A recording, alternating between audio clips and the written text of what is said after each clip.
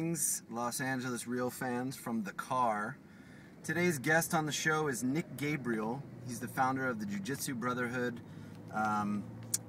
Psychonaut, and World Traveler, and we had a great conversation with him. As always, please subscribe to the YouTube channel, the Twitter feed, the Instagram, and the Facebook. And until I see you again, live the dream.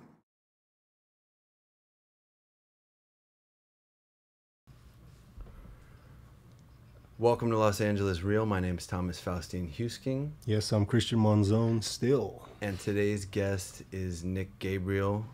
Thank you so much for being here. Thank you so much for having me. Nick has recently come to Los Angeles. Most people that are now in touch with our show know that it is directly a result of what you did on London Real, you and Brian Rose. And what a treat. Dude, it's really exciting to have you here. I mean, we've seen your split screen on iTunes and all that stuff. And now you're going to be a part of our split screen. That's cool. Yeah, dude. So let's talk about why you came to Los Angeles, first of all. Wow, that's a tough one. So things ended between Brian and I and London Real. My involvement with London Real came to an end, and I just it made me take a long hard look at my life and where it was going and my priorities and what I had to do. And I realized there was no real reason for the next year or two for me to be attached to a single location.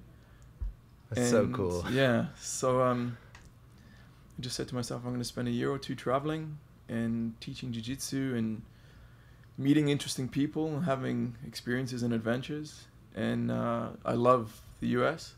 So that was the third place on my trip. And I spent some time on the East Coast. And then I came through to what is probably my favorite place in the world, which is California. I really love this place. And as Thomas and I were discussing in the car, like, I really love Los Angeles, even though it's got a bad rep for being a superficial place where everyone's trying to be an actor and all the rest. It's still pretty cool. Peace, man. Yeah, definitely. You know, as you're sitting here talking and giving us, the spiel about your roundabout ways of ending up in La La Land, man, I'm thinking about manifestation, man, and how this guy introduced me to your show, and in the flesh. I can't get over it. Weird, huh? I can't get over it. It's weird, been 8 dude. months since I showed him, the Dorian Yates episode. Are you recording this incredible 2-year journey in any way? Do you like journal, or do you take pictures, or? I don't journal, and I don't take pictures because I find that with Facebook, most of the journey is documented anyway. Right. Especially when I go and teach jiu-jitsu somewhere, people will take photos, and I'm kind of not into taking pictures anymore because I find if I'm traveling with that subroutine running in my mind that I have to get a picture of everything, it kind of takes me out of the moment. So I made a choice. If a picture happens because someone pulls out a camera, or if there's a moment that's just too good to pass up, I'll pull out my iPhone and take a shot. But I'm not avidly pursuing taking photos or documenting anything, so not really. Do you write as a rule anyway? I mean, do you keep track of things with the written word? Yeah, in a roundabout way.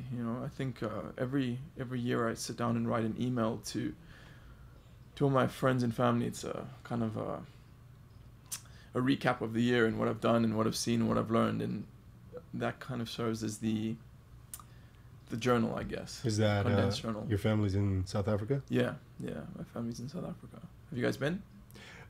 To Cape Town. Yeah, that's where I'm from. Oh, cool, man. Because you are a model, right? Correct. Yeah, a lot of modeling out there. Yeah, a lot of catalog stuff. That's cool. I don't remember the trip. Why is that? It's not because you were fucked out of your brain on drugs, right?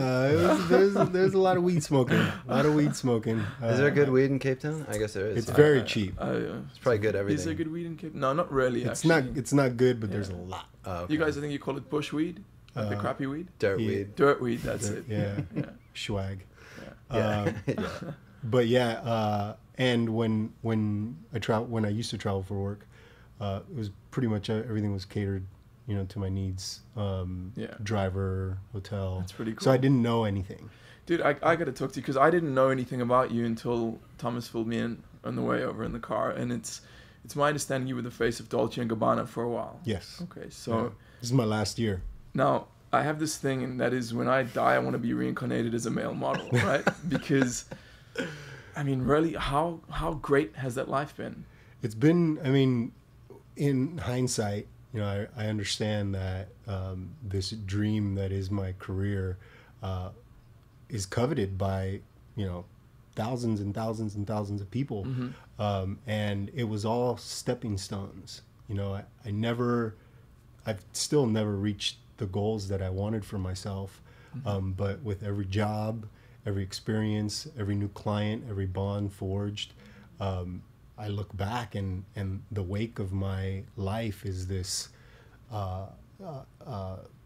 these events that are all tied together and called a career. And it's like, damn, man, first of all, I'm fucking old. Nice. But the reality is like, I look at it as like a huge blessing because it acted as a platform to the next thing. I just know I have a very close friend he's also a male model, and he's quite accomplished. And I mean, I consider myself not a bad looking guy. I've never really thought, I need to talk away my face when I'm interacting with women. You heard that expression? Some guys, that's great. Yeah, they have to talk away their face for 30 minutes. But,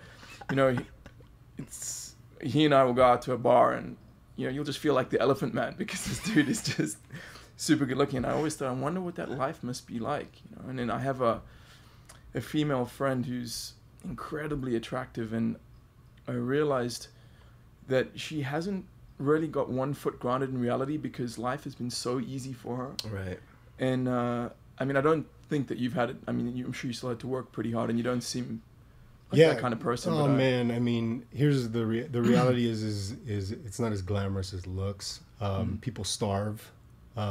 People do compromise themselves. They do things that normally they wouldn't do, all for this false sense of security because you don't have a regular day job. Yeah, you make a lot of money, but it's not everybody. I mean, there's the 1% rule in the modeling game as well. I mean, not everybody gets to that echelon. I mean, I was very fortunate. I mean, that company D&G made my life easier. They helped me live better. They helped my family live better. And that's not something that happens for everybody. I mean, the most coveted trophy, if you will, the holy grail in the modeling world is the fragrance campaign because they goes forever. I mean, I took one picture. I'm not bragging, but I'm just, being honest. Took one picture. It took an hour, and I got paid for 11 years. Can you imagine, dude? I mean, no, I can't. Yeah. I mean, it's still, I don't even look like that guy anymore. You're way better looking than he used to be, right? well, I mean, it's, I'm not hoarding physical beauty anymore. I heard something, or I read something a while back, which was, we always wonder why these superstars and models and these people that are in the public eye and who are looked up to and adored and given adulation by millions of people, why a lot of them turn to drugs and alcohol and become depressed and go off the rails. And in this book, which I can't remember the title of, this guy was saying how when millions of people love you for what you aren't really, which is your physical appearance or your career or something that isn't intrinsically actually you, right, you start to become starved of real love. And you start thinking, oh, well, they all love this fake me. What about the real me? No one loves the real me. And that can cause, these spirals and drinking binges. And that always stuck with me. And I guess it comes back to what you said. It's not always what it appears to be, Oh, no doubt, man. No doubt. I was fortunate. I had an awakening, and it actually forced me to stop drinking and smoking. Okay. I used to smoke a lot of weed. Really? Huh? Yeah, me Sorry, too. Mom. And you drank a lot too, right? Oh, yeah. No, I mean, straight up. It's called Alcoholics Anonymous, but I let the cat out the bag. I was abusing alcohol and weed, and I don't know, I never really looked at it like because I was sad or because I was being shown love. It was so accessible. Fair enough. And I had a lot of time on my hands. Weed has a very interesting way of rationalizing its use to you. Oh yeah. That's the thing I noticed about it because I got to a point where I only started smoking for the first time in my mid-20s, and then I was like, okay, I got to catch up on everything I missed out on. Same here, man. Yeah. Same here. You know, and there was a point where I thought I was in control of it. I thought I was its master, but I realized that it had actually mastered me, and it was dictating what I was doing. Oh, yeah. And when I quit weed, I went through really, really bad withdrawal, man. Like proper withdrawal, dude. Wow. Like, and I was, you know, like I had the sweats and the shivers and stuff, waking up at 4 o'clock in the morning with my sheets drenched, and I went through bad withdrawal. So never heard of that. Yeah, me neither. When was that? How long ago was that? Maybe like 4.5 years ago, I guess. So I kind of ever since then I've been kind of wary with weed. You know, if I'm on a beach in Thailand, someone pulls out a joint, you know, I'll have a couple of drags, but it's definitely not a big part of my life anymore, and I'm really relieved about that. So I hear where you're coming from, Yeah, man. Christian. It's That's interesting. I mean, you said some poignant. It dictates a lot of your reality and what you do. For example, I would constantly use it as a crutch for creativity. You know, if I wanted to paint, smoke a J, take a hit, smoke a bowl, whatever, and the leash was off, and it didn't matter what happened on the canvas because I had that freedom, you know. And now I don't paint as much because I don't smoke as much. I don't smoke at all. I get it. But yeah, it definitely, the associations made through the use and you know, what you would do. Like, oh, the best thing was playing basketball high. Really? Yeah. Really? Basketball? It was awesome. Yeah. Yeah. All right. I loved working out high, so I know what you mean. Yeah. If I could Listen to get music, some kind of pull which gave me the same physical relaxation without any of the mental stuff, I'd take that in a heartbeat, seriously, because I find if I have a couple of drags of a joint, I instantly become 20 to 30% more flexible. Like, just my whole body. Really? Yeah, it's strange, bro. It's strange. So I think there is some power in that plant, and I think it is a plant teacher that has its uses. But if you're using it, you got to keep asking the question: who's running the show, right? What did you like about exercising and being high? Particularly, I mean, I get the flexibility thing, but what else? I mean, did it just allow you to focus differently, feel your muscles working better? So I felt that I'm guessing the term is the psychosomatic connection, the connection between the body and the mind, or my kinesthetic awareness was heightened. I could just really be in my body a lot more. You know, my lungs, I could take deeper breaths. Wow. Because it's a bronchodilator, you know, it just expands the lungs, and I just really enjoyed that aspect of it. You know, I could just contract my muscles a little bit harder, and it was just, man, I feel like getting stoned and watching. It's the association, man. Yeah. It's gotcha. Yeah. Are you talking about lifting weights or practicing jiu-jitsu or anything? Jiu-jitsu, and I stopped really lifting weights much a while back. Body weight exercises, calisthenics, you know, squats and handstands and things like that. I used to love doing. You know, the only thing I'm really a little bit upset about is the last year has been my introduction to yoga, and I've dived into yoga in a big way.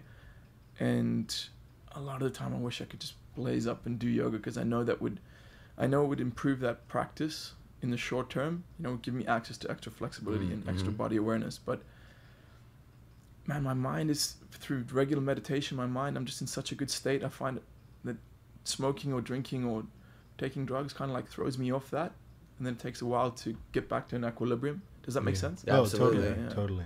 I mean, I've had even deeper experiences, creative experiences, just by consciously breathing, so that the correlation between yoga and whatnot. I mean, it's kind of the curse of being human.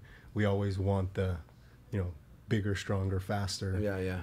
That better experience. Why do you think that is? How do you heighten it? Man, we could spend the whole episode talking about that. Something about wanting to reach perfection. You know, wanting to strive towards something that we're not. I mean, maybe I'm just talking about myself.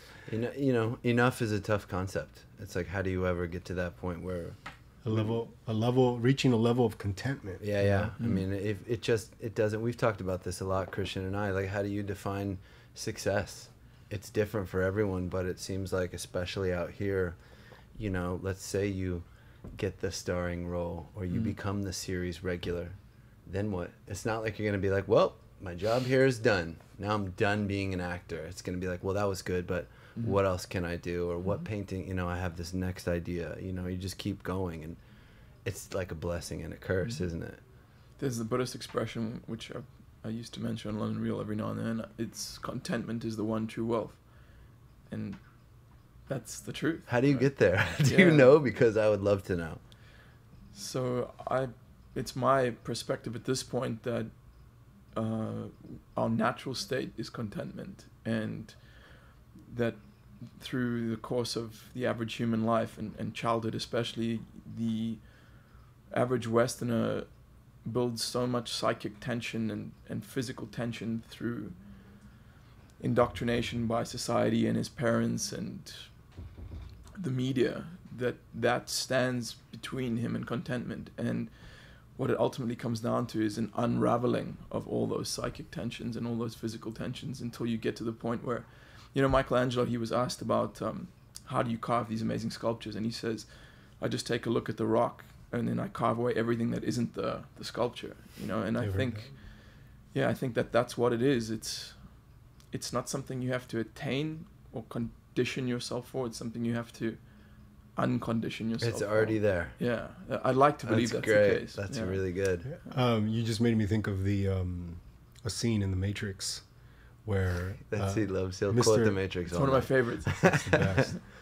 Where Agent Smith is talking to Morpheus about how he categorizes humans. Morpheus. Okay. And how any organism on the planet will reach a level of equilibrium with its environment. Mm-hmm. You know, it doesn't kill more than it has to. Mm-hmm. It doesn't deplete its resources more. I mean, it just uses what it needs. It reaches a level of contentment with its environment. Mm-hmm. You know what I'm saying? And humans don't do that. It has something to do with the ego. You know, I completely believe that, and I agree with you. You just kind of sparked that, and I've got The Matrix emblazed in my brain, man. I mean, the concept. Oh man. Well, let's talk about this yoga foray then, because that's really, really exciting. There probably hasn't. Maybe you could say, has there been anything that's grabbed you like yoga in the last decade or so, where you're like, man, I need to get really good at this? And man, fuck, I could talk about yoga we could literally finish the podcast just talking on yoga. I'm so pleased to talk about it. So you guys will have to stop me if I get a bit involved. No, that's great. First of all, who do you study with, or do you do it by yourself? Man, it's quite difficult for me to have any one specific person to study with as I'm traveling a lot. Yeah. But whenever I'm in town, and if there's a studio with a specific style of yoga that I'm interested in, if they offer that class, I'll go to the class. But otherwise, I have my yoga mat and I'll roll it out at home. And I know the sequence well enough now that I can do it on my own, even though I'm not doing it very well. But can I interrupt you real quick? Can you talk about what the turning point was? Like, why did you start? Because obviously you're at such a high level with jiu-jitsu, and there must be a lot of similarities. Yeah, I just realized I'd been working out my whole life. You know, I literally, since I was 14 or 15, I'd gone through the whole... I'm starting to see it as a progression, and that I had to go through lower levels to get to a higher level, the higher level being yoga. But I started with a dumbbell for I think it was my 12th birthday, actually. My dad got me a dumbbell. I wanted a dumbbell because, you know, I'd been reading up on bodybuilding, and I was like, yeah, I want to get yoked, you know. And so I was there dumbbell curling, and then when I was about 15, I started going to the gym and you know, doing squats and bench press and all the rest. You know, like you do, you want to get better at your sports. And then I read a book called Combat Conditioning a few years later when I was heavily into my jiu-jitsu, and the premise behind that was that body weight conditioning was the most superior form of exercise. And so I kind of left weights behind, and I started just working with my body, you know, push-ups, calisthenics, that kind of stuff. And I just realized a couple of years ago, you know, I'm strong as hell, but I'm stiff, you know, and I don't feel open. I could feel my body was contracting more and more than anything. It wasn't, and my posture was starting to get shitty, and I was like, man, I'm an athlete, you know, I work out all the time, I exercise, like, why am I starting to look like Quasimodo, you know? And it's a bit strong. Yeah, no, it was, especially from jiu-jitsu, because everything you do, you're like holding on to the guy, so your body starts, or mine at least, started to develop a very rounded sort of. And I mean, I've got this video out there called Spirit of Jiu-Jitsu, and I said the same thing in that video, which was one of my my jiu-jitsu idols, Rickson Gracie. There's some scenes of him doing yoga as part of his training, and I saw that, and my instinct told me, like, this is a much more sophisticated technology than going and curling a bar or doing a push-up or doing a squat, you know. And I started to study it a little bit, you know, went to a couple of classes, and I was always blown away by how good it was. And then I realized, man, if I want to get the most out of this, I have to become more devoted. I have to dedicate myself to 5 days a week at least. Wow. And it's such a powerful thing. So that's the best phrase I can use, is yoga is, when it comes to exercise, it is the most sophisticated technology that I think human beings have available. Wow. Yeah. It's a strong statement. Yeah. It's I mean, the thing that blows me away, I read a book on stretching many years ago, and this guy was saying how there is a theory in Vedic scriptures that yoga, each one of those postures, which are called asanas or asanas, is a reflection of a different aspect of your psyche. So, and your development in that aspect. So perhaps one of them could be empathy, you know, like doing warrior one pose this is just an example, but it could be related to how empathetically developed you are. And if you think of the loop between the body and the mind, if you change one, another one has to change. Well, I personally believe that. And yoga is like a rapid fire way to do that. You know, it's like a very powerful technology to affect your mental, physical, and spiritual development. Does that make sense? Yeah, absolutely. Yeah. Well said. Yeah. So I literally just did a sequence in my buddy's apartment before you picked me up, Thomas. And I'm not the most flexible guy, so it's fucking hard for me, bro. Like, it's much easier for me to go and do bench press or squats or sprints. So that's easy to me, like, in comparison. And every time I have to psych myself up, but at the end of every workout, it's like, oh man, it just. You want more. Yeah, bro. It's so good. I know that feeling. You know what I'm saying? Have you done yoga before? Yes, absolutely. Okay. Which style do you do? I did Bikram yoga for 30 days in a row. And I loathed getting in my car and going to the studio. Huh? Oh my God.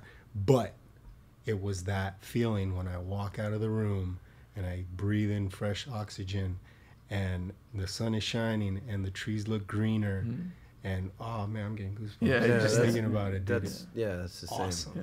If you just look at it as objectively as possible, you can see that when I say it's more sophisticated, if you look at the average strength training workout, right, and I know strength training is progressing very quickly and it's a lot better than it was even 5 years ago, but even 5 years ago, people were saying it's all about functional movements, right? And you look at those functional movements, they were like deadlifts or kettlebell swings or pull-ups or squats. Even those movements are incredibly linear, right? It's like you move in one plane, right? And if you look at yoga, there's a lot of twisting and bending and arching and it's just so much more complex. And, you know, you'll do one movement and you'll always follow it by a movement that movement warmed you up for. Does that make sense? Yeah. So, and it's just it's 10,000 years old. That's is in line with what we're talking years about. Old, yeah. You know, it's like, sure, people have been fucking around with weights for a couple of 100 years, but yoga is 10,000 fucking years old. Yeah. You know? Yeah. So I don't know. I would say to anyone out there listening, if you want to improve your life quickly, dedicate yourself. Don't just fuck around and do a class or two. Go and do a month of yoga, a proper month, 4 to 5 days a week. And if you don't like it, I'll give you your money back. Do you think there's any particular, I mean, are you practicing Ashtanga? Yeah, I do Ashtanga. And the reason being is it's one of the grandfather styles of yoga. You know, I think a lot of yoga has been, especially with the proliferation of it in the West. It's been watered down a little bit, and yeah, you know what I'm talking about.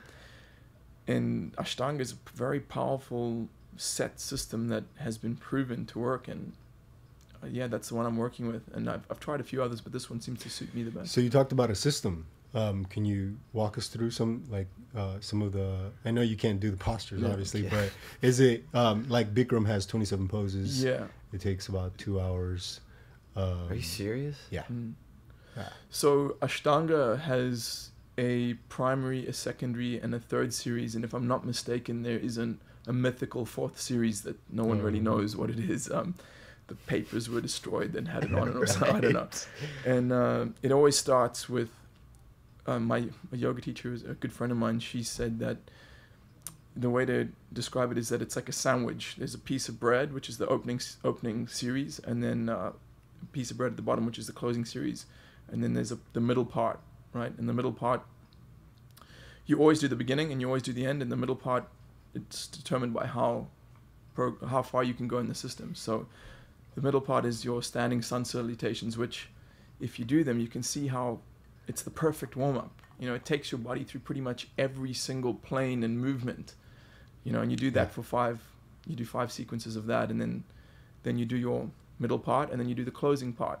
And it's literally the perfect system of exercise. It does stretching, it does strength training, it does balance, it does coordination, it works your lungs, it works all your intercostal muscles, it gives you nice twists that help massage your internal organs.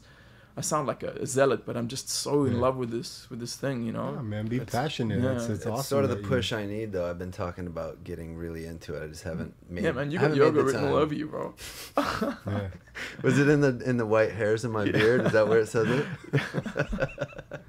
No, I just think it's really cool, and I have a couple of close friends that are very much into it, and you can see the way it changes people. And the few classes that I've been, I fucked around. I did it a couple times, and I hated every minute of it. I was like this is doing the same thing as a 300-pound squat. Are you kidding me? And just sort of looking down disdainfully at everyone. The way that I felt when I left is undeniable. It's exactly like what you're describing. And I was like, I know there's some really incredible stuff in there that I will eventually come back to, because the lifting of the weights, as much as I love it, and I probably will always do it, it wears your body down. You know, it does. There's a question that I feel is really important whenever you're exercising. You need to ask this question all the time, which is, why am I doing this? For every movement or every exercise you do. So if you're doing a squat, why am I doing this? Right. If you're doing a bench press, why am I doing this? If you're doing a sun salutation, why am I doing this? And in yoga, admittedly, I'm someone who's been working with exercise systems for a while, and I'm a reasonably good natural athlete, and I have good body awareness, so I can answer that question myself. I know why. When I do a specific posture, I'm like, oh, okay, this is to strengthen the adductor, or this is to open up my thoracic, or you know what I mean? And that's the thing I enjoy about yoga. I can answer that question every time I'm doing it. Whereas, kettlebell swing, sure, maybe it's working your glute, but maybe it's, you know what I mean? It's kind of like... It's to make this little vein right here stick out a little bit more, homie. That's what it's for. That's a good one. You guys, you work out as well, obviously, right? Yeah. Cool. And you do similar kind of stuff to Thomas?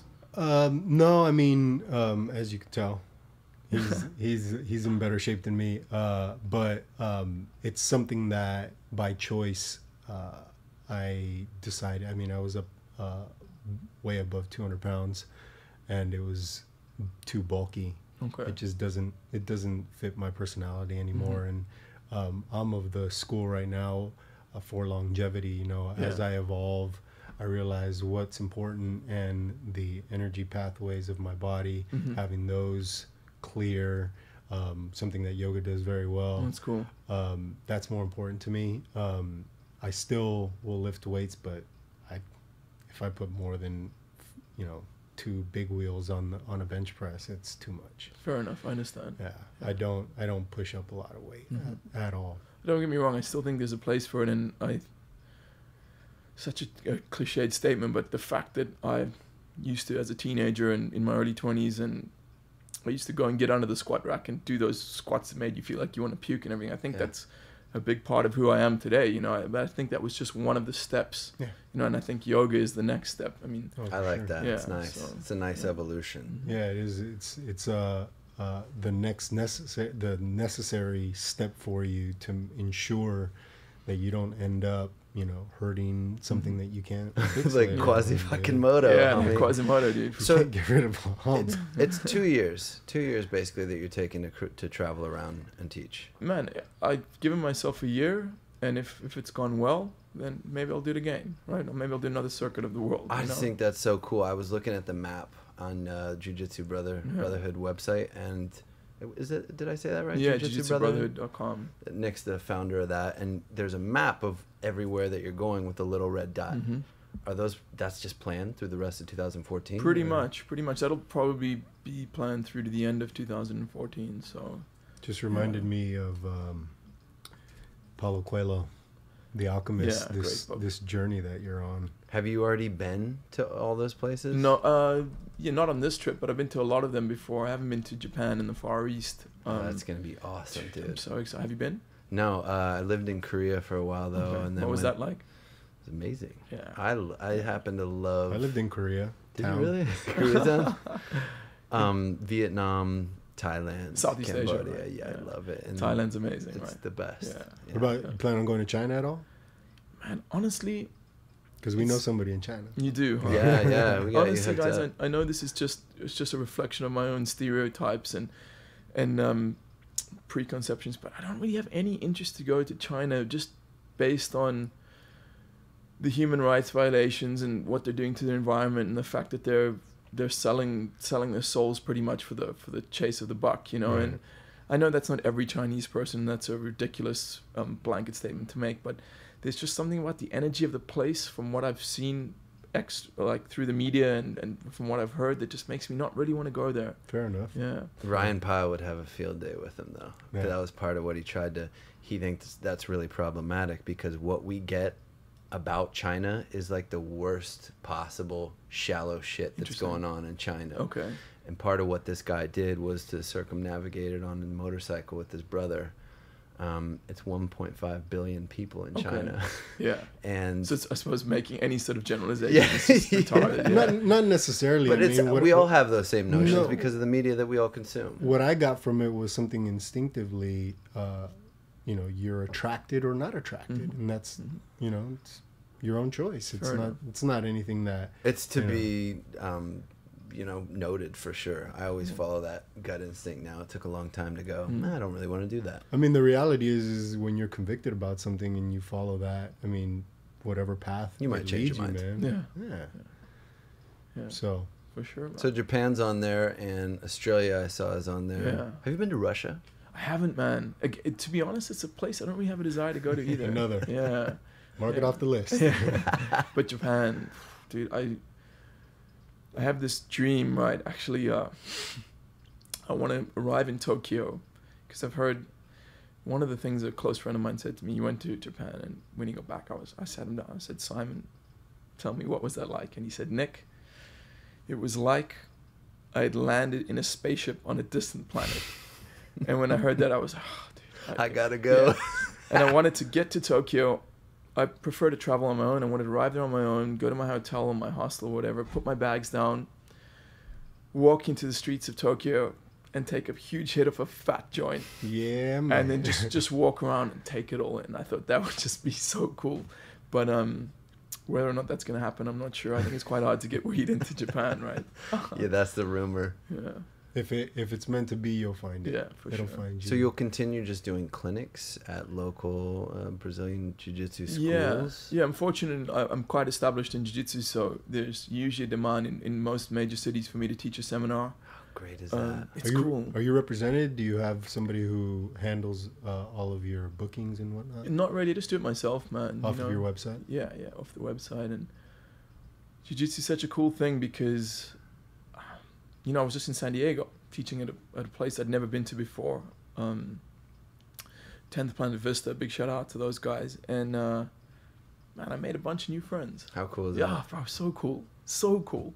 And I know in a couple of years, this friendship or this network of people that I've been touched by and influenced by is just going to get bigger and bigger, and it's a great joy and pleasure for me. You know, you'll be able to travel always and sort of be able to give people something. I hope so. Which is great. Any aspirations of opening up your own school, like in a set location? Yeah, I'd have to get someone to run it for me because I'm.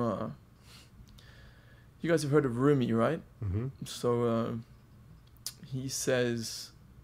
The specific context about which he's speaking is marriage, and he was saying how marriage is akin to if you're in a house on a hot summer's day, right, and you close all the windows and doors, you want to go out the house, right? That's the first thing you want to do is go out into the fresh air, and that's like marriage. Is when you put a contract around something, you start wanting to get out, you know. Whereas if you leave the windows and doors open and there's a cool breeze blowing through the house, you're not in a hurry to get out. And for me, it's the same with jiu-jitsu. It's like,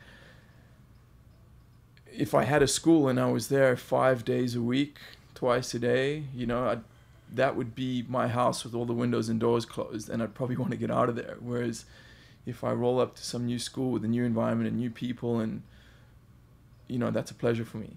And I don't want to destroy something I enjoy by turning it into a 9-to-5 job, if that makes sense. Yeah, no, total sense, man, and very, very powerful concept. Spiritually advanced. I mean, to have that in your heart, to know that you don't want to taint it by calling it a business. It's admirable. Well, I'm kind of thrown here. It's you know, you don't hear this every day. Yeah. Nick? Well, to be fair, I mean, I sell stuff on my Jiu-Jitsu Brothered website, so I can't pretend to be this dude who's just like, I mean, money's important, but it's more from it's actually more a selfish reason. It's just I know I'd get bored, and I've you know, maybe when I'm 50 and this wanderlust has been worked out of my system, you know. That's not gonna happen. Come on, dude. Maybe it's not, but you know, Osho, who I guess you guys always remember, I referred to him in on a lot of the previous podcasts I worked on, and that guy, what people don't understand about Osho is that he was like a Jesus or a Buddha. We have film footage of a god sitting and answering questions from everyday people. And driving in a different Rolls Royce every day. But I think he did that just to fuck with people. But I think so too. My point about that, he wrote a book called Courage. Dude, I was just about to talk about courage. Oh, really, huh? Yeah. Amazing book, right? When he speaks about always moving into the new, and he says, sometimes you will go wrong. You know, sometimes if you move into the new, things won't work out. But ultimately, that's the secret of a rewarding life, is always moving in towards the new.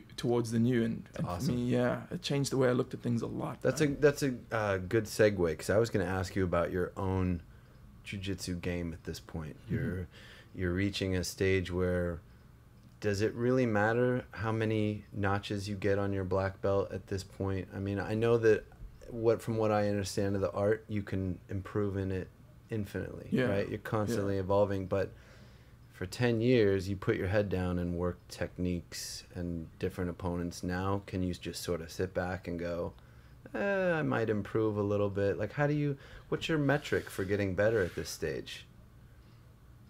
Oh, what a question, dude. That is an amazing question. For me, jiu-jitsu and my ego are very closely entwined. And as I'm trying to unravel my ego, I'm having to relook at my jiu-jitsu and reevaluate a lot, because as any jiu-jitsu guy will tell you, it's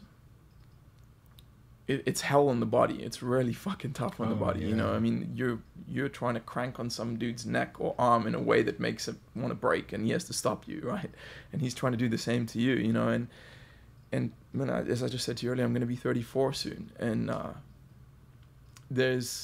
if I go and do jiu-jitsu, and everyone, like, if I go into a new school and like the guys want my scalp, you know, because, you know, I'm the visiting black belt, or I'm have a good name in the art and stuff, and fuck, dude, some of them can beat me, you know, and sometimes I go and train with these guys for an hour or two, and I'm fucked for 2 days. I can't walk properly, you know, and and so now I'm having to question, like, what is it about? Why do I still do jiu-jitsu? And for me, it ultimately comes down to, at the core of the art, if you strip away everything, it comes down to efficiency, right? Efficiency of movement, and that's what I'm always looking for. It can't just be about trying to beat people anymore, because my days in that game are over. You know, if I was 24, maybe I could still be like, fuck, I want to be the best and sacrifice dudes. And it can't be about that for me anymore, but I can still keep shaving away all those little edges. You know, I can, when I do, some guys got me in a bad position and I do my hip escape, like I bridge up and move my hip, I can still shave off that little millimeter of too much effort or create the perfect angle. Or does that make sense? It does. I was just thinking about, I heard you mention that sometimes when you roll with Hajar, he was your coach, right? He was the one that gave you your black belt. Mm-hmm. You described it as training with a god. You know? And I'm like, man, that must be so fucked up to go, wow, I'm at a really high level in my game and this guy still fucking just works me like I'm a child. Dude. So what it is about his game is it just innate ability? Is he just naturally that good? No, I think he worked very hard to become as talented as he is. I think also he was gifted with a very powerful physique. I mean, he's a big guy, he's 6'5", you know, wide shoulders, big, strong guy. And when you've been doing it from the age of 6 and you have those natural attributes, can you imagine? What? Yeah, it's going to be very difficult to kind of match that, you know. And how old is he now? 31. Yeah, 31, I think. Is he competing still? Yeah, Roger actually just lost an MMA fight in the UFC recently to a guy called Tim Kennedy, and it's pretty tough because UFC didn't renew his contract after that, and that was his debut in the UFC, which is, I'm sure it's really tough on him because they gave him one fight, really? Yeah, I personally think it's because they'll eventually renew his contract, but it's a carryover from an old contract, and they want to get him for a lower price. So I think that's why they did it. Politics. Yeah, and money, you know. Yeah, no doubt. I mean, he's such a cool guy, Roger. I sometimes wonder if he's really cut out for MMA because he's just so relaxed and chilled out and zen. I don't know if it's I don't know if that's for him, but time will tell. So you guys know the same techniques though, right? I mean, everybody is schooled in the same techniques. It's kind of like that. There's a repertoire of techniques that most people know. There's a lot of overlap, but everyone has their own favorites or their own different things. So I wouldn't say I know the same techniques. I'd say he knows different ones to me, and I probably know different ones to him. You know? Because you all have like what works best for you biomechanically. Yeah, and also there's a bunch of techniques that everyone knows because those are just, you have to know them. You know, like certain escapes and stuff. So you guys should do jiu-jitsu. You get a lot out of it. I've tried, man, and just to be frank, I just wasn't into getting all sweated on and dude's armpit in my face and big ass. I mean, there was I'll tell you a quick story. Really? I just didn't like it, man. I didn't like it. Fair enough. I tried it. A buddy of mine named Caleb Lane, he was a model, still probably models, and he was 13 years deep in jiu-jitsu. No way.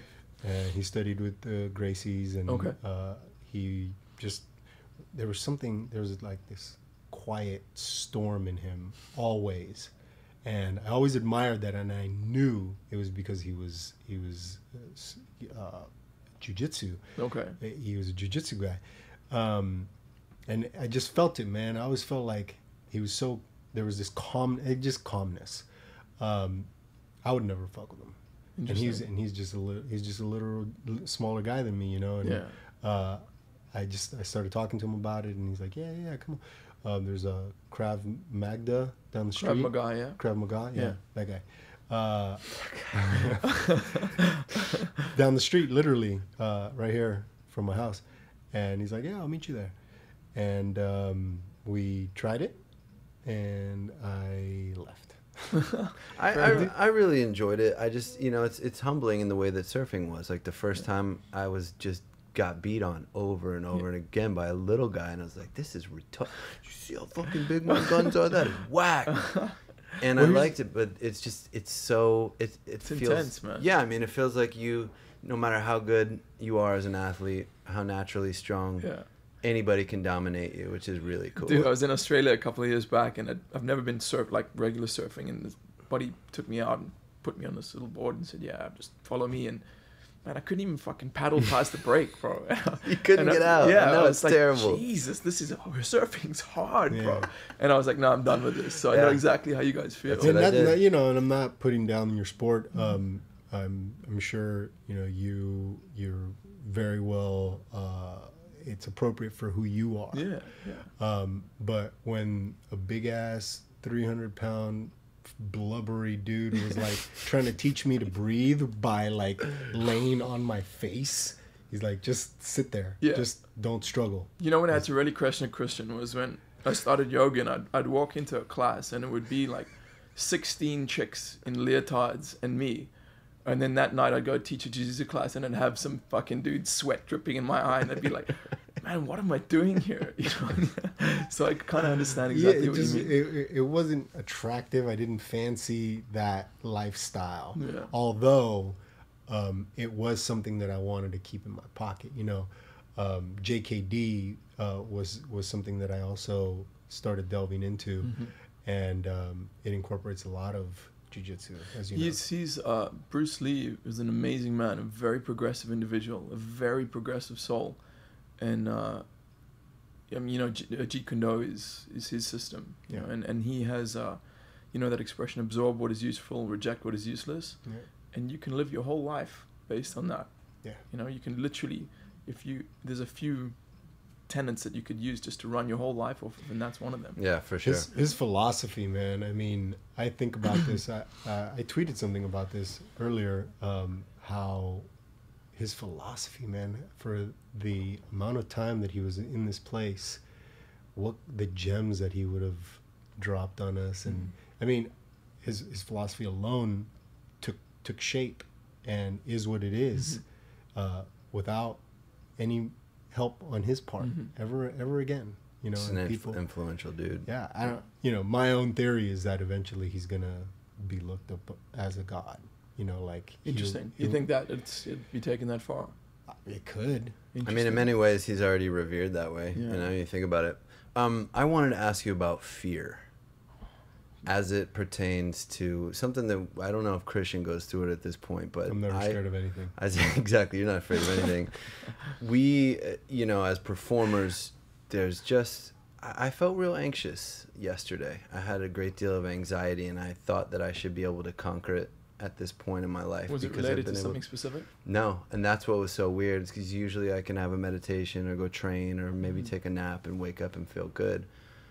But there's still a great deal of anxiety that is sort of tied in. It's married to performance for me, and I'm wondering if you still deal with that. Like, when's the last time you competed? I had a super fight in Germany about 2 months ago. Wow. Yeah. Where did it go? Draw. It was a draw. If the truth be told, I think the guy probably would have beat me if it was a points match. Because he did dominate me for most of the fight. In the end, I almost got him in a submission, but most of the fight he was dominating me. But coming back to fear, I mean, fuck. It's at the end of the day, we're I believe spirit chained to flesh, right? Spirit chained to monkey flesh, or to whatever you. A bag of bones. Yeah. I mean, I personally believe that we have primate DNA, or share common ancestry with primates, or whatever it is. We have this animal flesh that forms a large part of us, and I think fear is part and parcel with being an animal. I mean, you're going to have fear, right? Because that's a biological function that's designed to keep an organism alive on the physical plane, or at least a mammal alive on the physical plane. So I don't think that there's ever any getting away from it, but I think you can learn to understand it to a large degree and lessen its impact, if that makes sense. Yeah, and I guess the reason why I was asking is Christian and I one of our mentors is our acting coach, and he talks about fear and using it as you just can't let it become a negative experience, because everybody sort of deals with it. And I wasn't so much trying to stomp it out. I was just struck by how anxious and negative I was as a result, when usually I'm like, oh, okay, I recognize this feeling, I can deal with it. Wait, what were you doing? I woke up and I started going about my business, and I was just like, man, I just have this creeping anxiety. Like, I don't know where that's coming from. And generally I don't have that. So I was like, this is something I'm going to ask Nick about. And like, how do you deal with it in a sport sense, or, you know, from a jiu-jitsu perspective? So there's a couple of little, I would like to call them tricks that I learned through either reading or mentors that handed them down to me, which is, the first one is obviously the control of the breath, right? Which it's scientifically proven the rate of your breathing and your mental state is linked. You know, it is what it is. Right. So physiologically, when you're afraid, your breath becomes shallower and more rapid. And so again, it comes back to what we spoke about earlier, which is the feedback loop between the mind and the body. If you change one, another has to change. So if you slow your breathing down and deepen your breathing, then it will change your mental state. So that's something I use all the time, is control of the breath. And again, that's another tenet. You could, just with that, you could probably reach enlightenment, which is learning to watch your breath throughout your life. Every single breath. You know, just watch the breath and watch the flow of the breath through the body. And the second thing I use is, you spoke about it already, which is observing ego. It's being able to disassociate yourself from the fear and just look at it almost in third person. And I mean, a lot of times Osho speaks about it. He says, he has a book called it's called Emotions, Freedom from Jealousy, Anger, and Hatred, or something like that. Doubt, I think. Is it? Doubt? Could be. And he says very often when you observe something, it dissolves or it dissipates. And that I think is a very powerful little tool, is just to observe it, and not, and again, to observe it without judgments. Right, which just is very difficult. Yeah, just acknowledging it. Just acknowledge it, And actually, beyond acknowledging it, even just looking at it. Like looking at your fear and saying, what is this? What is this fear? Just not, this is good or bad. Just saying, what is this? And following it down. Like, where is it? Where is it sitting in my body? You know, what is it? What are the thoughts it's bringing up? Why? Just observing it. And that's helped me a lot. I hope, does that answer your question? It does, and I think it's a great segue for the ayahuasca line of questioning, just because as I understand it, and I heard you talk about it, Nick did this very popular piece on YouTube now called Ayahuasca, My Journey into the Heart of Darkness, or something like this. My Heart of Darkness. My Heart of Darkness, where you describe for like 2 hours your ayahuasca experience. Some of the power must come from experiencing these tremendous emotional states, and is fear one of them? Yeah.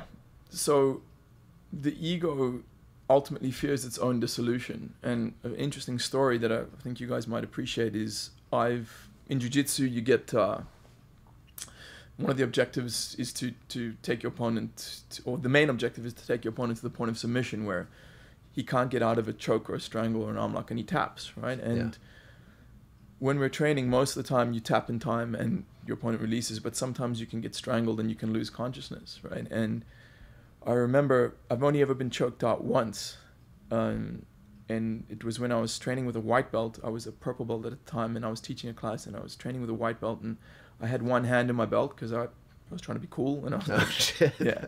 And he did this little choke on me, and I remember thinking to myself, I need to reach out of my belt and tap, and then I passed out. And when I passed out, I had this intense terror nightmare, like it kind of almost like a condensation of all my fears ever, like fears I had a girlfriend at the time, fears about losing my girlfriend, fears about my family, fears about just every single fear I'd ever had just attacked me in that one little second. And when I came to, I was actually screaming. The instructor on the mat said, like, really? You were screaming when you woke up. You were screaming. Wow. And one of my spiritual teachers, I asked him. I said to him, I told him about the story, and he said, well, that was the ego's fear of dissolution. It's because when you were choked out, your ego was so afraid of its own death, it's like manifested this panic and this fear. Wow. You know. And ayahuasca, I thought you'd find that interesting. Yeah. Ayahuasca is, if it's done correctly, it will take you to the point where it will fucking shatter your ego. And that is fucking terrifying, because all these walls you've built in your mind, all these stories you tell yourself to keep keep you alive in this world and to keep your ego going just suddenly aren't there anymore. So you're awash in this ocean of just not knowing, you know, of just infinity and just real life. Yeah, reality, I guess. What compelled you to walk down this path, man? I mean, it doesn't sound very tempting, you know, to put yourself through that type of It's a good question. So, The Matrix, right? You know, when Agent Smith, Morpheus says to Neo, you felt it your whole life, like a splinter in your mind. Mm-hmm. Now, when I watched that movie, I was like, fuck. You know, I felt that my whole life.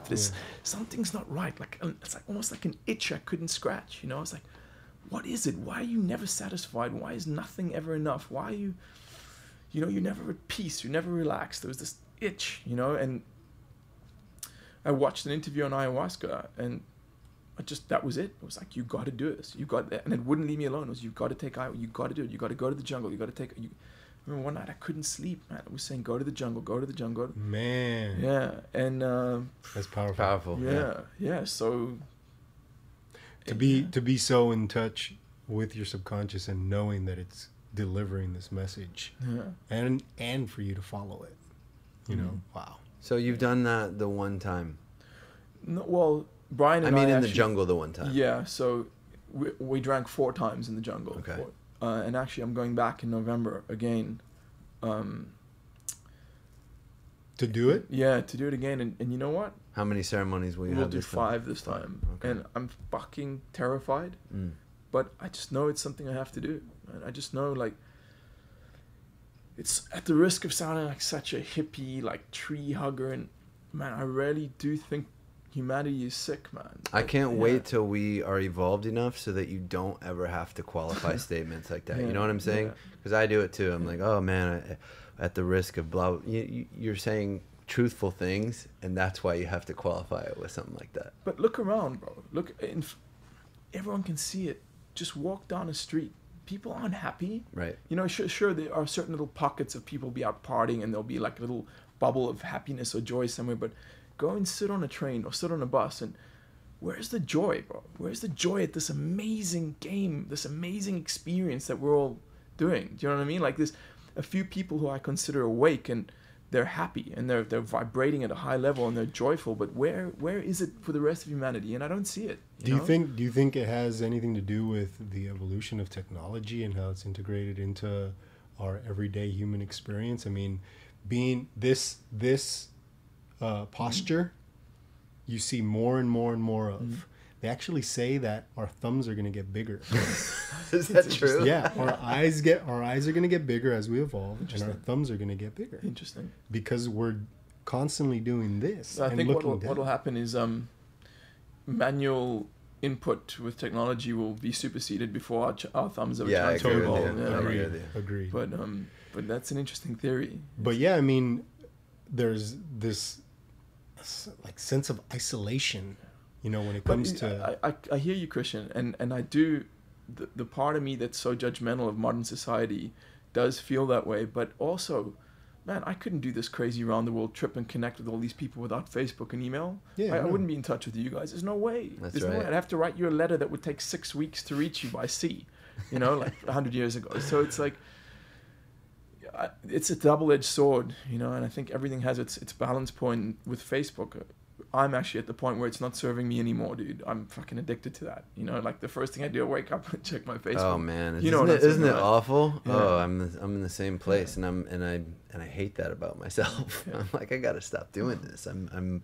owned by it. They own me. The thing is, it's a tool, you know, and it does serve you. It does help you in your business, and it keeps you in connection with people that you would never be connected with. So true. And you know, as much as you know, bad of a rap as it gets, it definitely, I mean, it's one of the biggest tools for social networking that we have. Sadly, it's not used properly. You know, I'll tell you, because well, and everybody listening, I sent out an invitation. You know this. Oh, yeah. Sent out an invitation to a play I'm doing. Okay. And if you're still here by the end of September, I'd love for you to come. Yeah. Nick will put maybe. At least you'll put maybe. Yeah, right. You know, like half of them. I don't even give you a number. Half of them didn't even click on the invite, and it's like, you know, what does it take? What does it take? You gotta pull teeth to get clicks out of people. Yeah, and there's so much in Content. that feed coming through. Yeah, you have to stand out in some way. You know, Brian and I, when we were working on London Real, we used to go and sit down for 2 to 4 hours a week and just sit and post the episodes on people's Facebook walls. And at that time, I had like 2,000 Facebook friends, right? In inverted commas, for those of you who are listening. It's like, I know they're not all my real friends. But man, try and do that like 2,000 times. It's fucking boring. Yeah, bro. It's terrible. And how many of those people actually click through? Maybe 1%. Oh. You know, it's like, so I understand where you're coming from. We've noticed that, for sure. Don't take it as a reflection on yourself, man. Oh, definitely not. I just feel like the tool that it is, the sharpness that it can cut with, isn't reaching its full potential. Yeah. I just don't feel like. I think it's such a kind of topical thing. Like, oh yeah, I'll put a status up and wait for somebody to click a button. You know what I'm saying? But they don't, like, it's such untapped. It's the tip of the iceberg. You know, I think that it could do so much and it does do so much for a lot of people. Well, you just have to put it at the tail end of Shark Cat on a vacuum. Right. Because then I'll definitely click on it. I'll like anything with Did you watch that? Did you I saw it from somebody else. Have you seen it too? It's the best. There was something about I couldn't look away. It's so good. I don't know what you guys are talking about. Dude, it's this little cat dressed in a... We don't need to talk about it. We don't need to give him any... It's a cat dressed in a shark suit sitting on a little vacuum cleaner cruising around. This woman is like shucking corn in the background. It's like a Fellini movie, dude. It's amazing. I watched it 20 times. I couldn't get enough of it. Oh my God. Yeah. Well, let's go back just for a second. You said, I always got the feeling that why couldn't I be at peace? Something just wasn't right. Yeah. So you do the ceremonies. When you came back, were you like, that's better? Yeah. Really? Yeah. It's been almost maybe 9 months, and admittedly the glow has worn off a little bit, but I have, you know, the word enlightenment or enlightened, if you look at it, if you break it down, enlightened, to be made lighter, it feels like a load of psychological garbage and psychological tension has just been released from me, and I am so much happier. I'm so much happier since doing that.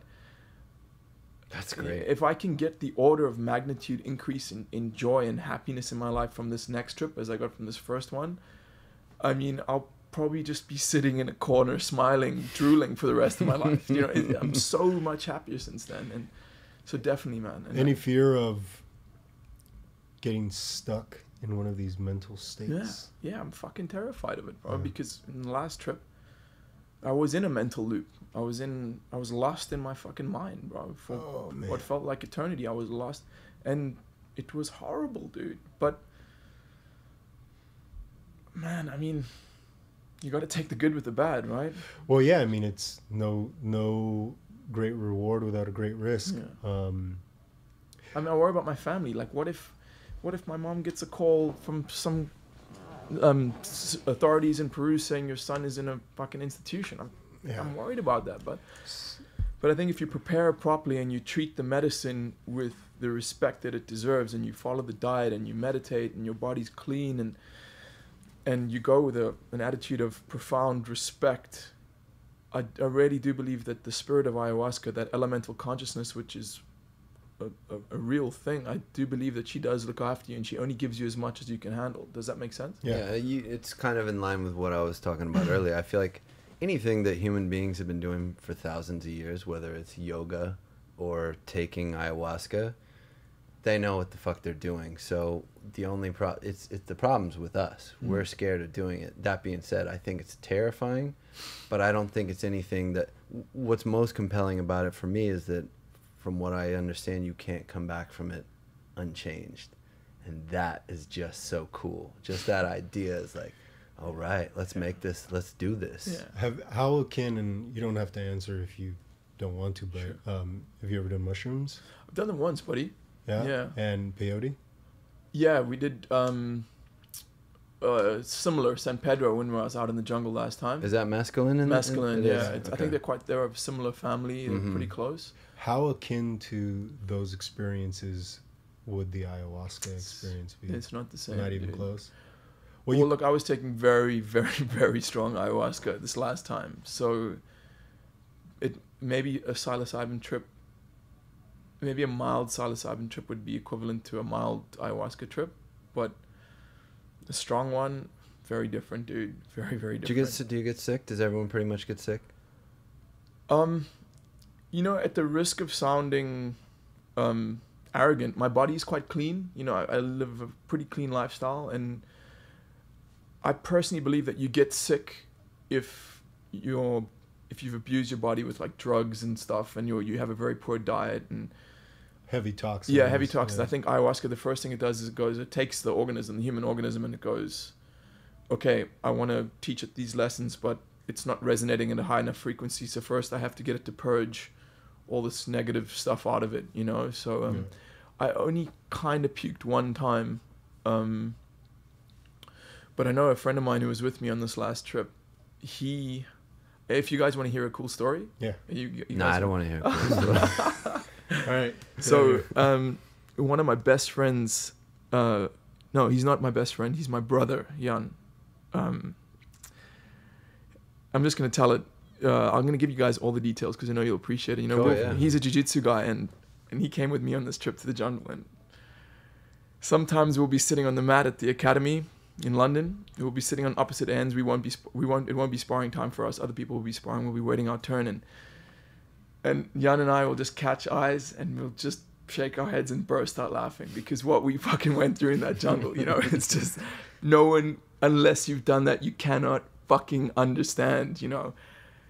And the first night he did it, I was sitting next to him, and at some points I could hear what he was going through, but he told me the story the next day. And he said he had an issue with his father, right? Like a serious issue with his father and his family growing up. And he said there was this, he could see this big black bug on his chest and stomach, Whoa. right? Like on his spirit.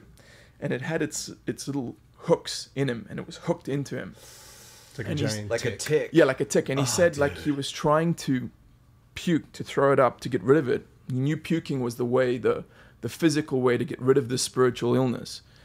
But every time he tried to puke, it would hold, its little hooks would go in tighter to him. Dude, that's gnarly. And he said all these little elemental creatures, like jungle creatures, like little spirits and stuff, were all around him, cheering him on, going, come on, you can do it, you can do it. And eventually he puked, and they all cheered for him. But I heard him puke because he was sitting next to me. And it's not just like, ugh, it's this soul-wrenching fucking, from the bowels of hell, right? Yeah. And he puked this thing up, bro. He like, and I mean, I don't know, that story's pretty fucking amazing to me. I can't believe that. Man, and that story is, every person who does strong ayahuasca will tell you a similar story. Maybe not with a bug and little creatures, but I mean, some people go to different dimensions and meet creatures in different dimensions. Some people are shown distant planets. Some people are shown. One person showed me how he was shown someone he knew in his life. He was shown actually every person he had ever met in his life, and how spider webs of connection, spiritual connection, were linking all of them and everyone else on the planet. Whoa. I mean, I could tell you 100 different stories like this about ayahuasca. It's such a powerful thing. You guys have to do it. I can't wait, You dude. have I to can't do it. wait. November. You going? Oh, shit. I don't know, man. There's one more place, bro. After watching your interview, and it was very tempting, and I thought about it, and I'm a seeker like that. Yeah. I want to delve into as much truth as the universe will give me, and I don't know if it's for me. Okay, fair I enough. don't know. Definitely on the fence, but I have a history of mental illness in my family. Really? Okay. And it's not something that Fair enough. that I want to toy with. Yeah, I understand. because I've had some very close to enlightening experiences that basically institutionalized me. Could you tell me a little bit more about that? Are you comfortable speaking about it? Yeah, I wasn't sure if I wanted to go there, but let's keep it real. Keep it real. It got. I'll keep the story short because it's a long story. Yeah. Thomas has heard it. Mm-hmm. It's very intricate and extremely detailed, and I don't want to waste your time. This is your interview. Mm-hmm. But I got to a point where I felt like I was in control of everything. Literally everything. This was on a trip? You had taken something? I was on and off of weed, heavy weed, about an ounce a week. Jesus. Okay. And on and off, and I literally fried the chemistry in my brain. Yeah.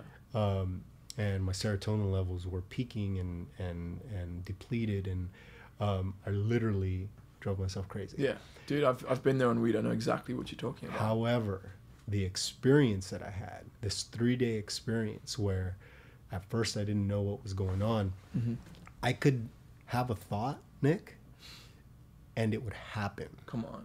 Dude. Give me an example.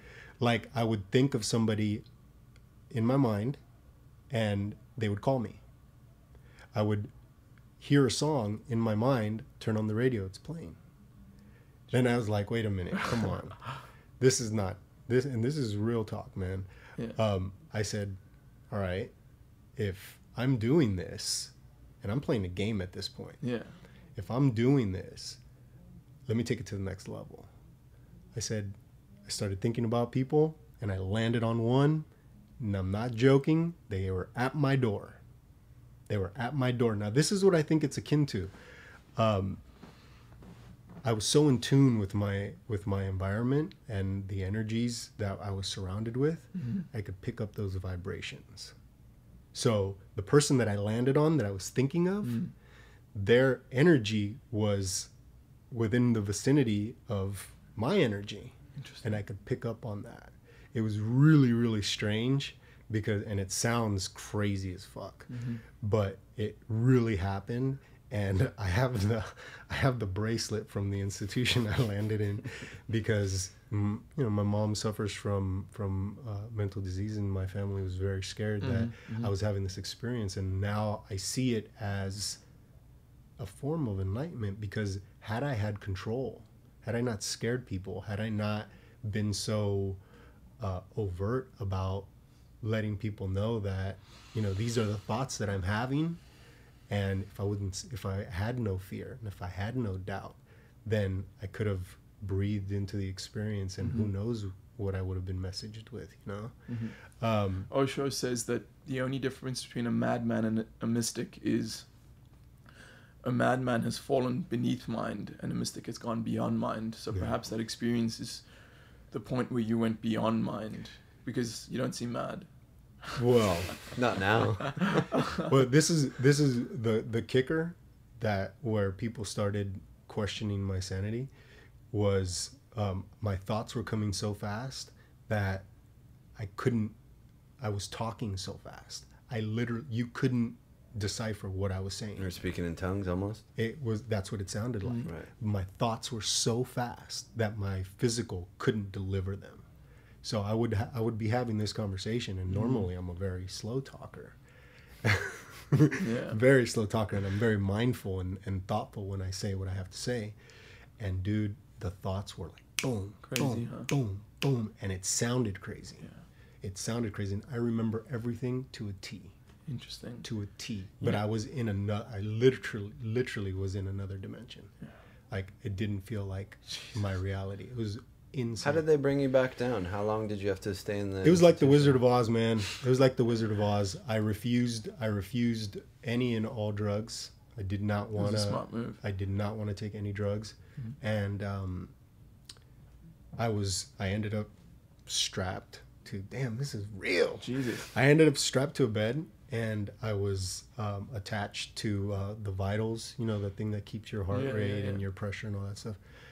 And I was just tired, man. I was just tired, and I hadn't slept in 3 days, and I really wanted to go to sleep. Yeah. And I promise you, nothing was laced, man. Yeah, yeah. I promise you. But I couldn't sleep. I had so much energy.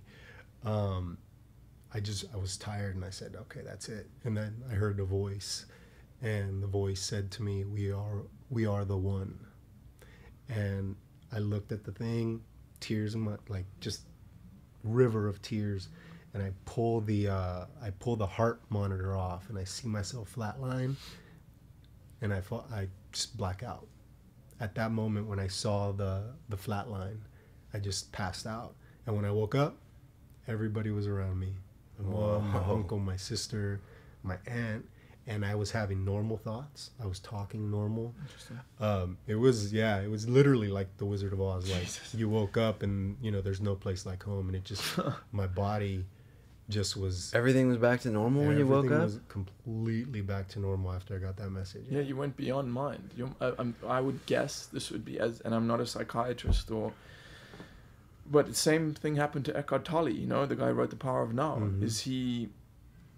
His mind was so overstimulated and so overactive, and the tool, your mind's a tool at the end of the day. The tool he had lost control of the tool, and he fell into a deep sleep, a voice said to him, resist nothing, and he fell into a deep sleep, and he woke up, and he was enlightened because he had gone beyond the mind, right? Like, maybe a similar thing happened to you. Wow. I mean, not to put myself on a pedestal, but I like to look at it like that. Okay. And you said it perfectly. You know, if you look at the root of enlightenment is to be made lighter. And I literally I look back on that experience as a form of enlightenment, because I realized so much about who I am and my reality and my place in the universe. You know, I didn't go from Siddhartha to the Buddha, but I did evolve. I did transform into who I am today. Good for you, bro. Know? So yeah, that's great. Definitely. You had one of those yet? You got to top the story now. Yeah, I got a really good story. No, I actually wanted to ask you. This is one of the. Remember, I said I had a question written on my hand. You sweated it off. It's gone. No, it was after having an ayahuasca experience, 4 of them that you had, right? 4 ceremonies.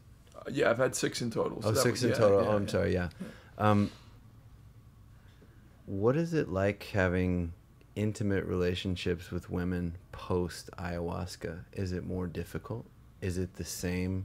Does it give you basically had experiences that only a tiny fraction of the people on the planet have gone through? So I just feel like coming back from that might be a little bit difficult to relate. Not because, I mean, your body naturally works. I'm not asking for intimate details, but it just seems like getting close to people after seeing the world in a completely different way, or reality in a completely different way, might be somewhat affected. Strange that you asked that.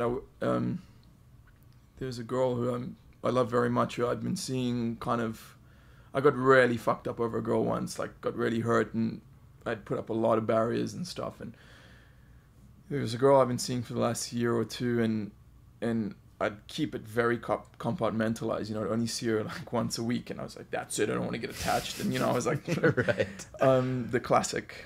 And I found when I came out of that jungle, like when I'd literally just come out the next day, I couldn't do that anymore. I couldn't pretend to be the tough guy, you know. I couldn't like play the game with her anymore, you know. And I remember sending her this long text message, which I still fucking cringe when I think about it, but it was it was like, you know, I really, you mean a lot to me, and I just have to be straight up honest with you. And I just found that my way of relating to people, to everyone, I was so much more aware of my own bullshit, you know, and it was a lot easier to circumvent that when I was interacting with someone. Does that make sense? Yeah.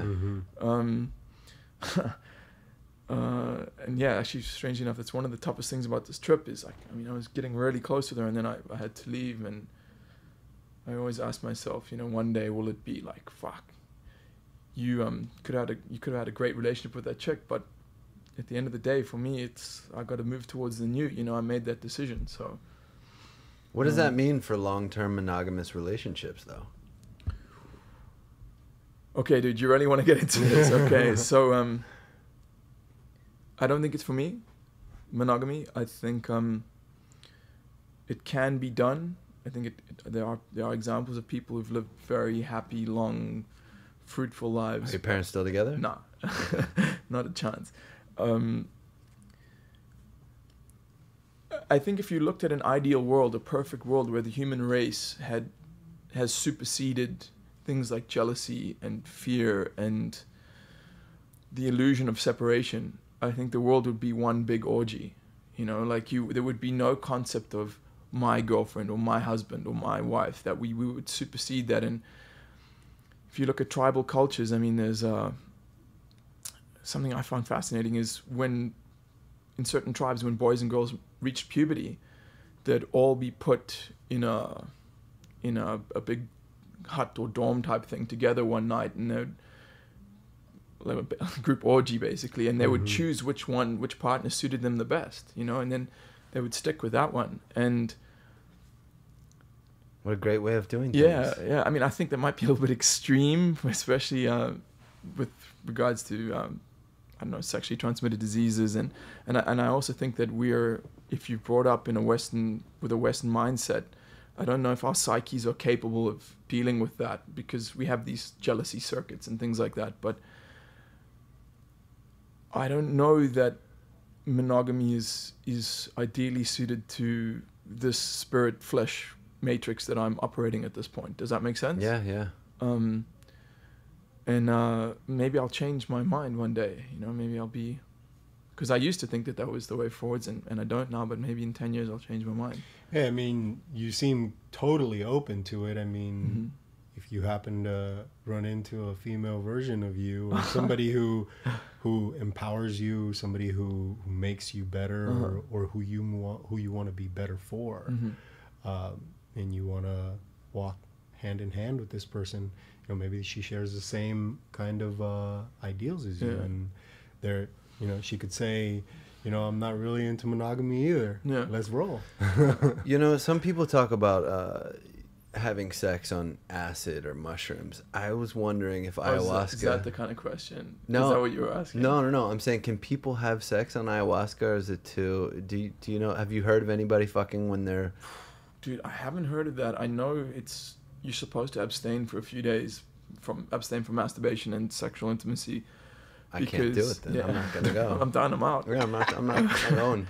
But have I heard of people having sex on? No. Right, because it's too powerful, right? Like, I have heard of people giving birth on ayahuasca. What? Yeah. One of my shamans, she said when she does give birth, that she'll be on ayahuasca. But having sex, Jesus, dude, that would... Wow. Scariest intimacy of all time. I don't know if you could get it up, bro. Because, right. I mean, like, you're seeing big black bugs attached to yourself and little creatures, right? I don't know if you'd be able to... There's a big python in my pants. That was a good one. So you called it a medicine. Yeah, it is a medicine. It's a medicine. Yeah. And it's that not a drug. It was kind of linked. It was kind of linked to my question about mushrooms, because mushrooms is actually a poison, and the reaction the body has is... Well, that's what we call it in the West, is a poison. But I mean, the native people... No, it quite literally is killing you. Yeah, it is. It is like it has the effect of a poison, if I'm not mistaken. It kills you? Mushrooms, yes. Oh, because they're toxic. The way the body gets rid of the toxins to save your life is the high you get. Oh wow! I'd never. Yeah, I'm like, have you heard of that? No, that's interesting though. No, it's true. So I was intrigued when you called it a medicine, because I was wondering if it had same effect. Does that mean ayahuasca is poison as well? I definitely would not label it as a poison, because it heals your body as well. It heals you. And remember, when you drink ayahuasca, it's usually a concoction of several different plants. Ayahuasca just being one specific vine. Right. But I personally couldn't look at it as a poison. I asked one of the shaman's apprentices. I said to him, is there a toxic dose of ayahuasca? And he said, I've had like a liter of it before. What? And he said I got pretty fucked up, but I didn't die. Is there any? Do you know, in the history of, as much as your knowledge extends, has there ever been a death? There have been a couple of deaths. I think one of them was negligence on the part of a certain shaman and the place, the retreat that this kid was at. And there have been a couple of suicides, I think, that have apparently been linked to it. But that makes sense. To that I would say two things. I would say, one, with regard to that accidental death of that kid, it could just be that if it's your time to go, it's your time to go, bro. Absolutely. You know, that could be it. And also ayahuasca, I'm a big believer in that the medicine doesn't do the work for you. It's just someone mentioned, he talks of it as a psychic permission slip. And when you take ayahuasca, it's giving you a permission slip to access these certain parts of your psyche in certain dimensions. And that's what ayahuasca is doing. You have to do the work. You know, it can show you the door. You must walk through it. Right. You know, and I don't think if you're a shitty person and you're you have evil intent, I don't think ayahuasca is going to turn you into a saint. I think it might actually amplify. Yeah, it might amplify. You know, because it's a neutral tool. You know, but from a physical standpoint, I really did feel that medicine healed my body a lot. I felt more vital and and if you look at most of the shaman, they're in amazing shape. They look decades younger than they are, you know, and it's like, yeah. That's far out, man. Kind of fountain of youth. How long is the experience, each one? So, Thomas, I'd say that variable is directly linked to the strength and the dosage of the ayahuasca that you've taken, but I think it's probably about 3 to 4 hours, and like any other drug experience, it has a peak and then a tail off. So is it its own timeline too? Like it feels like it could have been a week or 5 minutes, or it's just not like in normal time? That depends on the trip that you're given, right, or the journey that you're taking on. I think it could be, you could feel like it's real chronological accuracy, or it could feel like one stage stuck in eternity in a mental loop. So I guess, yeah, I can't really answer that question. For those people who are trying to get an idea of what to expect, when in most of these ceremonies you are outside in nature, correct? Again, I don't think that's the case. I think most of the time you're actually probably in a hut or a room, or it's not usually outside. It's usually taking place inside an actual structure. Yeah. And then are you compelled to, again, this isn't, I don't mean to generalize so much, but let's just say you personally, were you compelled to get up and walk around and get away from people? Or sometimes, like there were certain, in my last trip there was something happening with some guy and I just had to get away from him. But ayahuasca affects my motor coordination quite strongly. I struggle to walk when I'm on it, so I kind of like stumbled out of the temple. But yeah, I think the ideal is just to sit with it, you know, just sit and face whatever you have to face, because you can't really run away from it, you know. Oh man! And you don't want to. You're not. It's not a catalyst to like interact with other people, right? You're not trying to like talk to other people while you're. No, I don't. I mean, you could, if you're on a mild dose, I guess you could interact, but it's too powerful. Yeah, man. I mean, it's not like let's all hold hands and sing Kumbaya. Right. You're going into your own mind to do your own work, you know. Do work, son. Yeah, it's work. What was your buddy's name? Simon? Or Jan? Jan. Yeah. I got the end right at the end. Yeah. I was just thinking about this connection that you guys had, this telepathic connection that you possibly gained.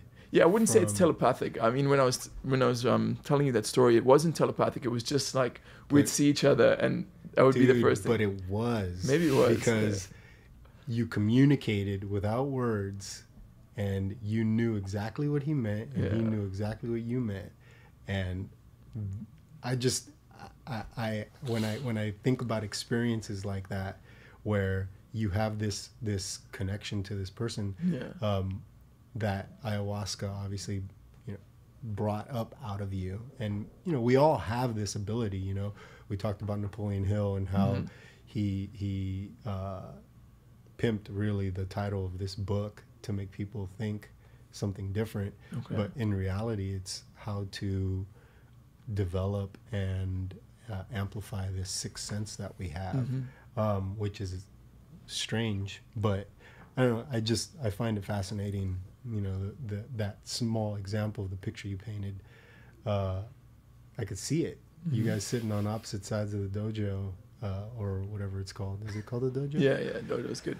Dojo's good. Yeah. I don't mean to disregard. No, you know, it's all, I know. Yeah, it's good. Yeah. But yeah, man. I mean, I could see the vibes passing through you guys, man. How really cool. long is the afterglow that you described? Because I know that when you do something like a juice fast or something like this, not even on the same fucking ballpark, but you still like talk about it constantly. You know what I mean? It's like, oh, I've been juicing for like 20 days and I feel great, and you talk about it for like a week or two after.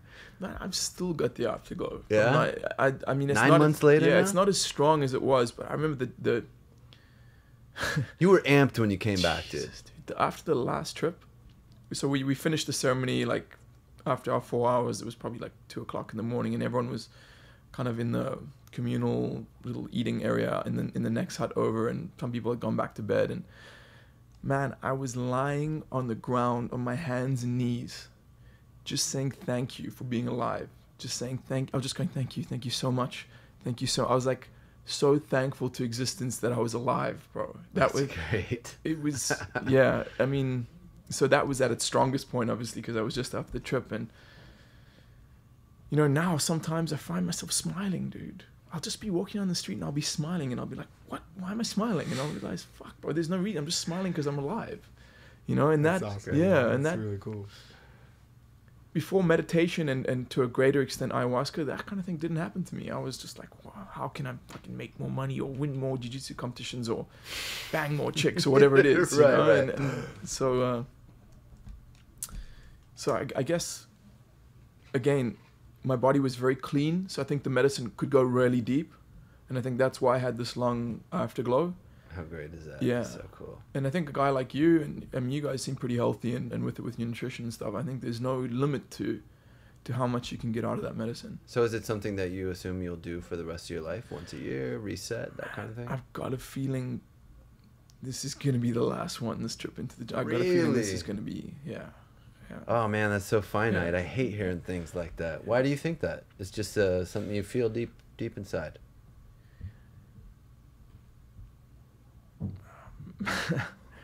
A part of me, like, I don't really even need to do ayahuasca again. I'm happy now, you know, but I want to know what my soul looks like. That's the one question, the final question I have, you know. I want to know what beyond this, what I look like. And if it answers that, that'll be good, bro. What if you don't like the answer? Yeah, then I Dude, guess I'll stop have some putting more out work. bad energy. Like that, What? Come on, it's a question. I guess I'll have some more work to do then, right? Yeah, exactly. Exactly. Which is, you know, what you're doing now, and this is... How are we doing on time? Yeah, we're getting up around 1:40, so. Okay, well, let's quickly talk about what you're doing now. You've started a new podcast, correct? Yeah, buddy. We just recorded the first episode a few days ago, and we're getting our website ready and our iTunes account. And it's called The Journey, and it's a friend of mine, Paul, who runs another podcast called openmatradio.com, which is a very popular jiu-jitsu podcast. And it's going to be him and I speaking about the human experience. Awesome. You know, just like you guys. By the way, amazing that you're doing this. You know, when Brian and I told people go do your own version of London Real, we didn't actually think anyone was going to do it. So it's amazing that you guys. Thank you, man. No, it was a great inspiration. Thanks to you, dude. This is how we're here. You know, really quick before we get off the subject, do you have your website up? Yes. Yet? Well, by the time this airs, it'll be up. It's thejourneypodcast.com. Thejourneypodcast.com, right? And I mean, it's just about putting out positive vibes, just like you guys are doing. I'm sure we'll have one or both of you on the show at one point. And that'd be great. Yeah. What are you guys just gonna? You are gonna have guests? Then it's not just gonna be you two talking, because that's okay. The first one was just us chatting and introducing ourselves and just saying where we're at. But we're gonna have some interesting guests, I think. That's great, man. Yeah, it's gonna be fun. So, damn, I think I forgot what I was gonna tell you. Journey podcast. Right at the end too. Yeah, no, I wanted you to get out your website before I asked the question. Jiu-Jitsu Brotherhood. It'll come out. Yeah, for jiu-jitsu guys, if you go to if you want to know more about what I do with my work in jiu-jitsu, it's jiu-jitsubrotherhood.com. jiu-jitsubrotherhood.com. Yeah. My pen just ran out of ink, but we have it on thing, and during the editing process, I'll go back and definitely put that up. You'll see it pop up right about there. Boom. Yeah. We could find you on Facebook. Sure. Are you on Twitter? I am on Twitter. It's at JJ Brotherhood. At JJ So Brotherhood. JJ, the word brotherhood, no underscores or spaces. I'm not really a ninja at Twitter, but I'm learning how to use it, you know? Yeah, it's cool. Yeah, guys. Man, All I right, wish, well, I wish I could get this thought back, man. You know what'll It was happen as something soon as about- we stop recording? Oh, yeah, I got it. Boom. I got it. Quick, get it in. I don't want to run out of. So, I listened to the Dorian Yates one. I don't even know this guy. at Yeah, this he point. told me the story of how you met. And we're compatriots in our acting studio. So much respect for everyone who's under that umbrella. We just start talking, and he gives me the spiel. He's like, yeah, I think you'd really appreciate this. And I know who Dorian Yates is. So I was like, yeah, man, definitely. And a couple other things that he had cooking were very inspiring. So long story short, I listened to the podcast. Great job, great interview. Thanks, buddy. And I said, dude, why don't we do this? And lo and behold, on the website, the offer was out there. The exact same thing that I had thought of in my mind. Like, why not? Why not solicit this? Hey, you guys are doing London Real. Well, we're in the mecca of filmmaking, where we have access to personalities and celebrities and interesting people. Why don't we try to get them to let us piggyback on them, and there it is, the offer. Good for you, man. I took that as a sign. I said, man, I think we definitely have to do this, and here we are. Good for you. Well, just to end, man, it's been such an awesome treat to have you here, dude. It's so Thank good you. to be here, Thank guys. you so much. And next time, how long are you gonna be in town? A few more weeks. Okay, Yeah, and then are you be coming back through maybe in a who knows? Yeah, as I told you in the car, I'm going to Burning Man next weekend, and if I survive that, then I'll come back. Right? Come back and tell us about it. No, just you're welcome anytime, and thanks for inspiring us Hey, and guys. everybody else, man. 1,000 blessings on both of you. Likewise, Thank you, man. Right Continue back to at live you. the dream like Nick. Shit. Yeah, man. Oh, before we go, why not let him leave us with Ooh, yeah. We're supposed to ask you the some- question that we. So you go ahead and ask him. So, just the way that you're living your life, the freedom that you allow yourself to pursue these thoughts that are in your mind that are dreams. We love to have people on the show. That is the only prerequisite, is to know that you're living a life that is in pursuit of your happiness, what you envision for yourself, and you're the epitome of that. And if you could impart some advice or knowledge or wisdom on one person, what would you tell them? I would say get as much of the works of Osho, it's spelled O-S-H-O, as you can, and read as many of them as possible, and start meditating. And again, this is something you have to dedicate yourself to. Start meditating every day. Do it for at least a month. And that's the advice I'd give. For how long? Nothing more Does than it that. matter? If you do it properly, you will probably never want to stop. I mean, you'll just become happier and happier and more filled with joy. So I would say read Osho and meditate. Really? You can't go wrong with that, man. Osho has a podcast too. Have you found? I mean, it's think just he's- all his work. Yeah. It's not him talking. It's not him. I don't think you know that he passed away. It's not him. It's not him. Yeah. It's a bunch of his meditations. It's cool.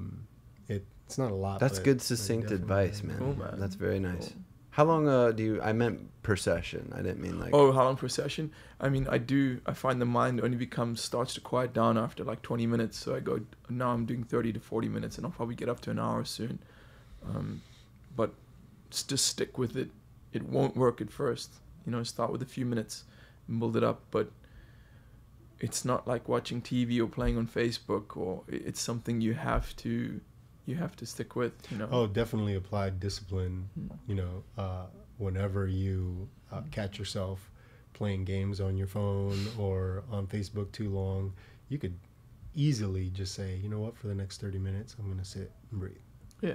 Yeah. Takes discipline. For sure. Yeah, man. Well, thanks again, Nick, man. Thank you, guys. I wish we could. I mean, I know Thomas has got questions. But they've all sweated off my hands. Yeah, I had some good ones, some doozies. We're definitely limited by technology, man. But we hope to stay connected with you. Mm-hmm. And if you ever need anything from us, for sure, guys, you know how to reach us. Thank you so much. Thank you, man. Yeah, keep living the dream. Thank you. Thank you.